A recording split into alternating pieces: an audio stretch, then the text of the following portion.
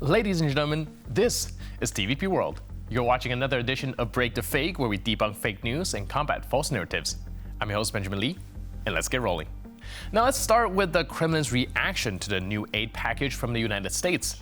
The Russians are going as far as accusing Washington of passing the support package on Hitler's birthday, citing it as proof of Ukrainian Nazi ties. They almost caught him, guys. Thank God they didn't realize the real agenda, celebrating George Takei's birthday by boldly going where no man has gone before with Sulu at the helm. We really dodged a frontal torpedo right there.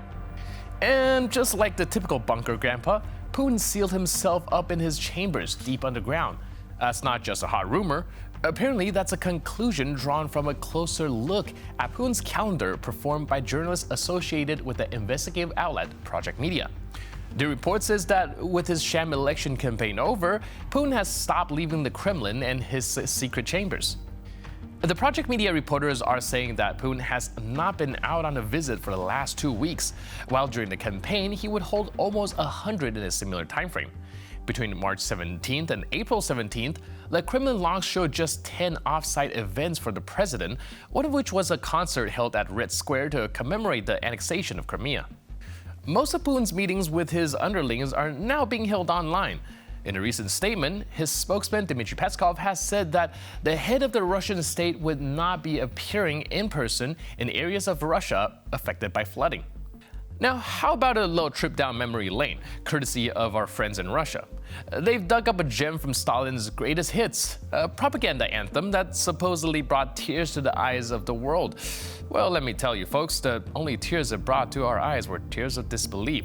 Putin's face plastered all over the screen, set to the tune of a bygone era. It's enough to make you reach for the nearest spark bag. Да здравствует Россия!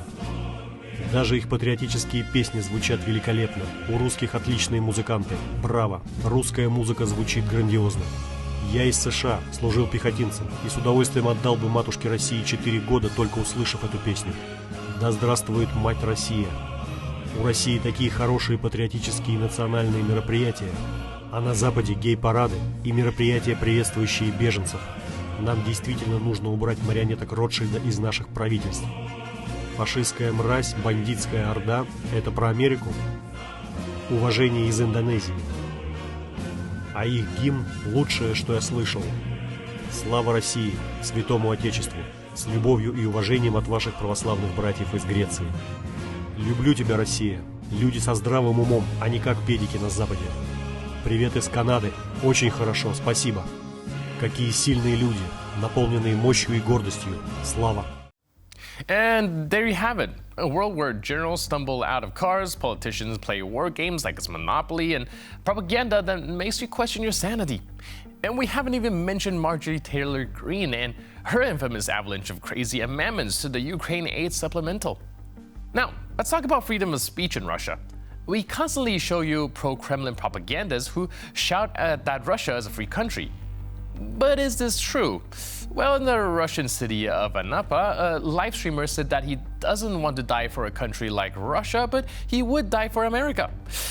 But we wouldn't be telling you this story if these words didn't have dire consequences now, right?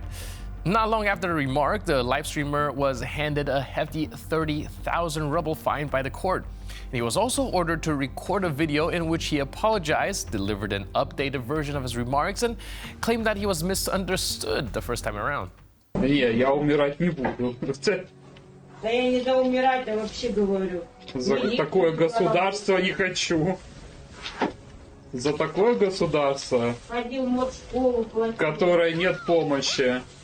За такое не хочу. За Америку, да. В Америке я был бы военным. Там хотя бы уважение есть к военным. Место проживания. Место проживания город Анапа. Ранее судимы? Нет, не судим. За что были доставлены в отдел МВД России по городу Анапе? За высказывание на своем стриме против государства Российской Федерации. О чем крайне сожалею.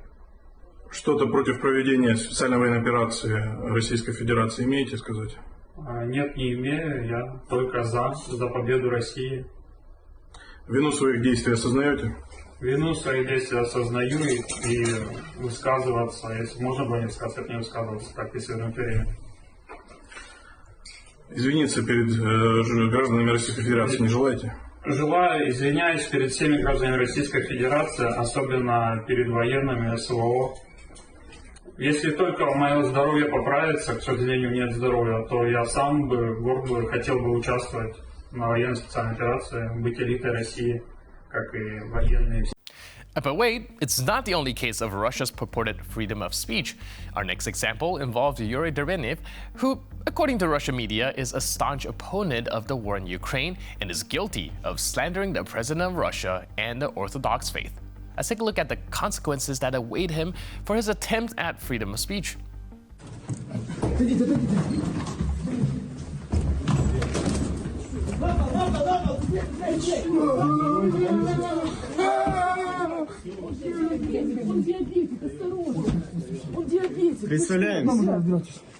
Представляемся. Дербенев Юрий Юрьевич. Что у меня есть год рождения? 61 год. Адрес проживания? Лидская 272. Дербенев Юрий Юрьевич. На своей странице в Одноклассниках дискредитировал президента и оскорбил вооруженные силы Российской Федерации. В чем чистосердечно раскаиваюсь.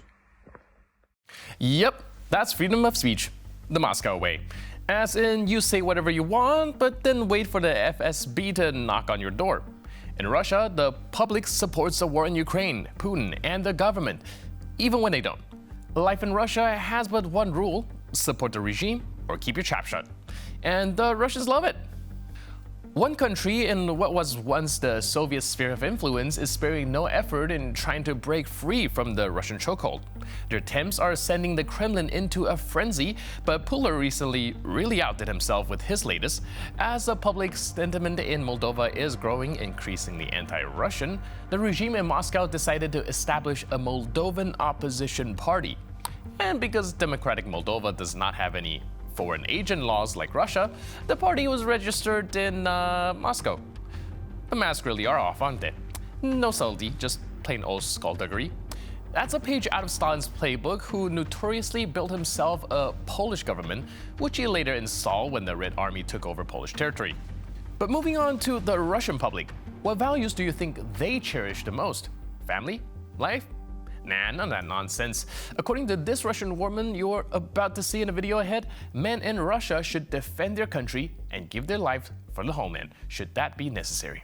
Дорогие мужчины, помните, у вас есть важная миссия – защитить от врага свою родину, свою семью, своих детей, жен и матерей, которые молятся за вас и ждут вас дома. Берегите себя. Специальная военная операция показала, что Россия может быть спокойна за свою целостность и безопасность, ведь вы с готовностью пошли защищать ее. Правда на вашей стороне. Победа будет за нами. But the thing is, Russia is not fighting to defend its homeland anywhere, though, is it? Russia is occupying the sovereign land of a neighboring country and killing its citizens. Russia is the aggressor and a terrorist state to boot. But do the Russians care what the truth is? Not if Tsar Putin told them to go and occupy a different country. For them, it's defending the homeland. Any sense there? No? But it's Russia, so don't count on it. And with that, we conclude this edition of Break the Fake. But for more news, update, and commentary, please stay tuned to TVP World.